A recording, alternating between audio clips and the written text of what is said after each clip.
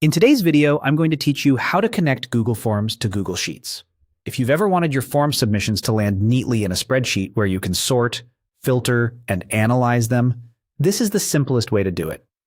I'll walk you through the exact clicks, plus a few tips to keep everything running smoothly. Start by opening your Google form. At the top, you'll see two main areas: questions and responses. Switch to the Responses tab.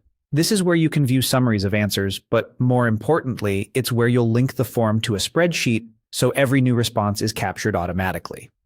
Inside the Responses tab, look for the green Sheets icon or the button that says Link to Sheets. Click that. A small window will appear asking how you want to store your responses. You'll be given two choices: create a new spreadsheet or select existing spreadsheet. Creating a new one is perfect if this form is brand new or you want a clean, dedicated file. Selecting an existing spreadsheet is handy if you already have a master workbook and want a new tab inside it for these responses. For clarity and to keep things organized, I'll choose to create a new spreadsheet. After selecting Create a New Spreadsheet, you can accept the suggested name, which usually mirrors your form's title with responses added, or you can rename it to something more specific. Clear descriptive names make it easier to find later, especially if you manage multiple forms. Now click Create. Google Forms will instantly generate the spreadsheet and link it to your form. You'll be taken straight into the new Google Sheet.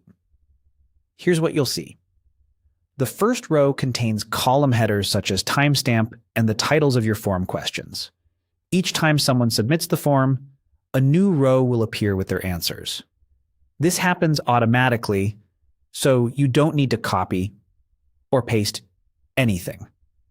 A useful tip here: avoid deleting or renaming the header row or existing columns, as that can disrupt how responses map into the sheet. If you want to add formulas, summaries, or charts, consider placing them to the right of the response columns or on a separate sheet within the same file. From now on, your Google form and this spreadsheet are connected. You can always return to the Responses tab in your form to open the linked sheet, and you'll see new entries arrive in real time. That's all it takes to connect Google Forms to Google Sheets and keep your data organized and ready for analysis.